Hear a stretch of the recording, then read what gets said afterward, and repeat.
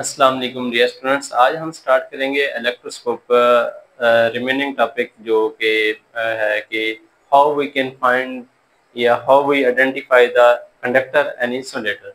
हम इलेक्ट्रोस्कोप को यूज़ करते हुए कंडक्टर और इंसुलेटर का पता कैसे लगा सकते हैं। लास्ट टाइम हमने क्या किया था कि हम इलेक्ट्रोस्कोप को यूज़ करके ये पता लगा सकते हैं कि जो बॉडी अंडर टेस्ट है वो उस पर चार्ज है या नहीं है। आज हम क्या कवर करेंगे, अब हम ये देखेंगे कि जो बॉडी अंडर टेस्ट है वो क्या इंसुलेटर है या कंडक्टर है। पहले हिस्से में ये देखते हैं। दूसरे हिस्से में ये देखेंगे कि जो बॉडी अंडर टेस्ट है उस पे चार्ज कौन सा है, मतलब नेचर ऑफ चार्ज देखेंगे, टाइप ऑफ चार्ज फाइंड करेंगे, उस बॉडी पे नेगेटिव चार्ज है या positive.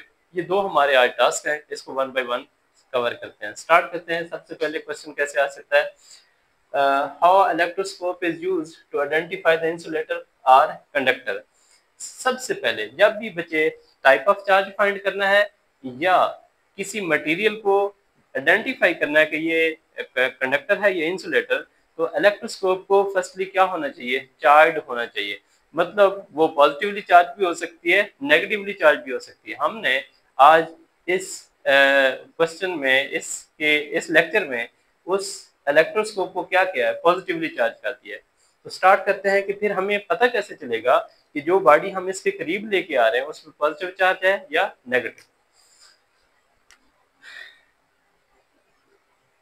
Electroscope is used to identify the conductor and insulator।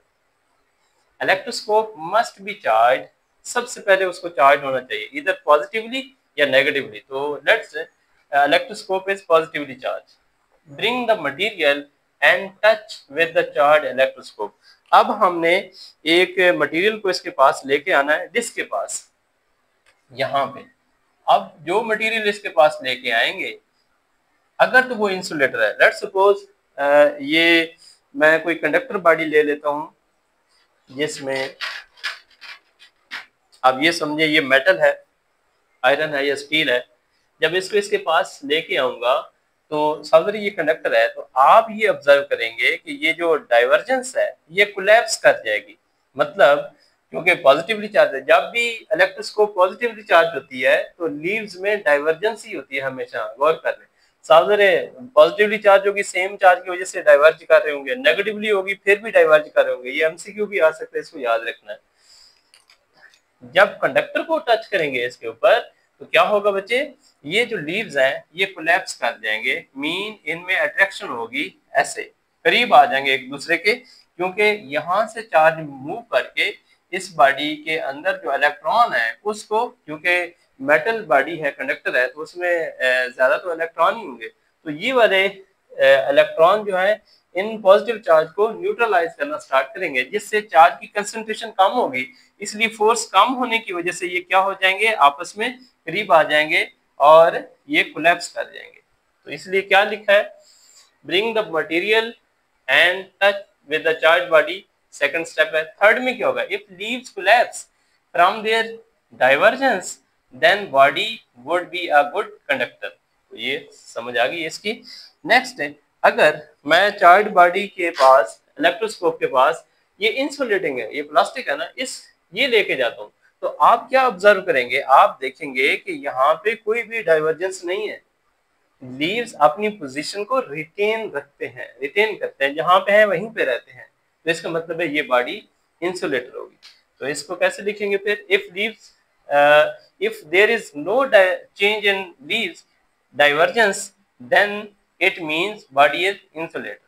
तो इस टॉपिक का कंक्लूजन क्या हुआ, charge change in divergence of the leaves indicate that material under test is good conductor।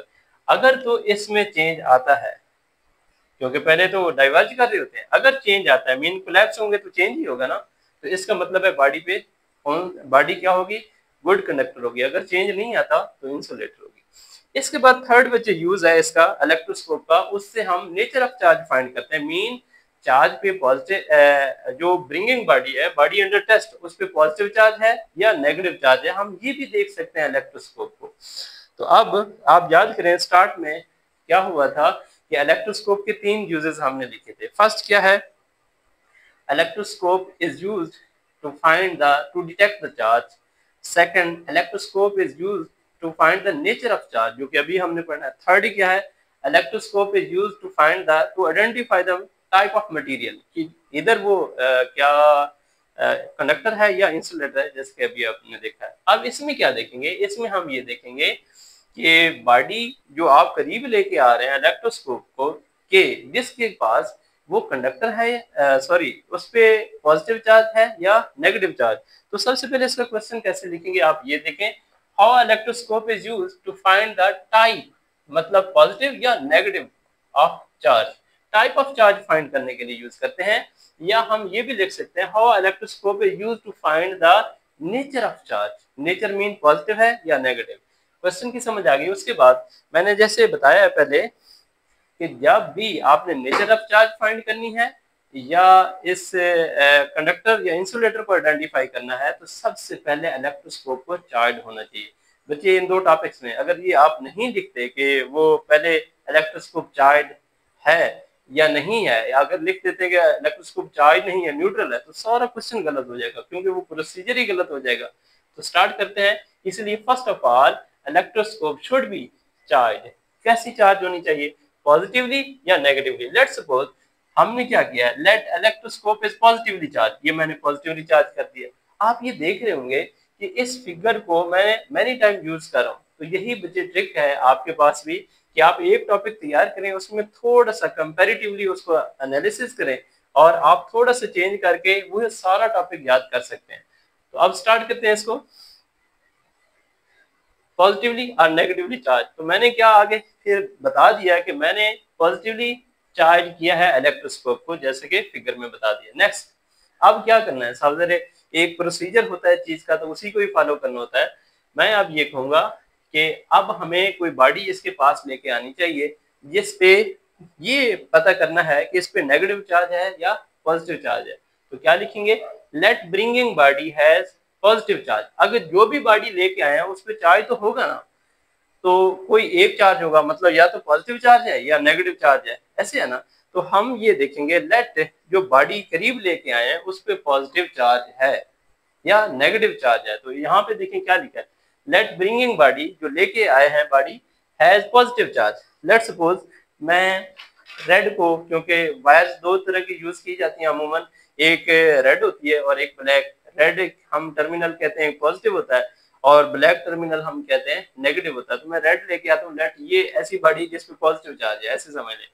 ये बॉडी जब करीब लेके आएंगे तो आप क्या देखेंगे कि ये पॉजिटिव चार्ज इन चार्जेस को रिपेल करेगा और ये चार्जेस मूव करके इस लीव्स पे आ जाएंगे. और यहाँ पे लीव्स की कंसंट्रेशन क्या, चार्जेस की कंसंट्रेशन क्या हो जाएगी? ज्यादा हो जाएगी. जब चार्ज ज्यादा यहाँ पे हो जाएंगे तो आपको पता है मैंने क्या लिखा है, रिपल्शन आएगी सिमिलर चार्जेस के बीच में. और रिपल्शन या अट्रैक्शन किसके होती है? डायरेक्टली प्रोपोर्शनल चार्जेस के. अब चार्जेस बहुत बढ़ गए हैं तो रिपल्शन की फोर्स भी बढ़ जाएगी, तो ये लीव्स ज्यादा कोलैप्स करेंगे. तो इसको हम कैसे लिखेंगे? Let bringing body has positive charge. We know that disc and leaves has positive charges. वो तो पहले ही पॉजिटिव चार्जेस हैं क्योंकि पॉजिटिवली चार्ज बॉडी है पहले electroscope already. So positive charge will be repelled. तो ये पॉजिटिव चार्ज रिपेल हो जाएंगे toward the leaves, in leaves पे आ जाएंगे. And leaves will show more divergence. पहले से ज्यादा डाइवर्ज कर रहे होंगे. डाइवर्ज तो पहले भी कर रहे थे क्योंकि ऑलरेडी वो सेम चार्जेस होता है इन पे जब पॉजिटिवली चार्ज करते हैं या नेगेटिवली चार्ज. तो यहाँ से फिर कैसे पता चला? तो ये आप खुद गौर करें. अगर ये ज्यादा रिपल्शन शो करते हैं, डाइवर्जेंस शो करते हैं, मतलब दूर जाते हैं, तो इसका मतलब है इस बॉडी पे मस्ट है कि कौन सा चार्ज होना चाहिए? Positive charge. क्यों? ये रिपेल करेंगे और ये मूव करेंगे. यहाँ पे आगे मैंने सारी डिटेल बता दी है. दूसरा केस क्या है? If body has negative charge. अगर इस पे नेगेटिव चार्ज होता, क्योंकि नेगेटिव टर्मिनल क्या होता है? ब्लैक. इसलिए मैं इसको ये शो कर देता हूँ कि ये मार्कर. अब इस पे नेगेटिव चार्ज है, होगा क्या कि ये क्योंकि अट्रैक्शन आ जाएगी और ज्यादा से ज्यादा चार्जेस क्या होंगे? ये मूव कर जाएंगे इस साइड पे.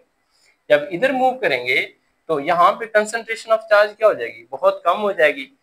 कंसंट्रेशन ऑफ चार्ज कम होगी, चार्ज कम हो गए तो रिपल्शन की फोर्स भी कम हो जाएगी, तो ये क्या हो जाएंगे, इसमें क्या होगा कि ये ज्यादा करीब आ जाएंगे, मतलब फोर्स कम हो गई लेकिन कोलैप्स करने की कोशिश कर रहे हैं, लेस डाइवर्ज करेंगे क्योंकि क्वांटिटी ऑफ चार्ज कम हो गई है। आप ये नहीं कह सकते कि अट्रैक्शन, आप ये कहें कि रिपल्शन की फोर्स जो है वो डिक्रीज हो गई है। तो इसको कैसे लिखेंगे, if body has negative charge, now positive charges from the leaves, अगर इस ब्रिंगिंग बॉडी पे नेगेटिव चार्ज है तो positive charge from the leaves will move toward the from the leaves will move toward the disc to attract, किसको attract करने के लिए, इसको अट्रैक्ट करने के लिए नेगेटिव चार्ज को, क्योंकि ये नेगेटिव चार्ज बॉडी है। तो फिर क्या होगा, यहाँ पे concentration of leaves charges leave पे कम हो जाएगी। Now quantity of charge, positive charge will decrease and leave will collapse, तो ये लीव जो है ये करीब आ जाएंगे, कोलैप्स कर जाएंगे, मतलब डाइवर्जेंस क्या हो जाएगी, डिक्रीज हो जाएगी, डिक्रीज।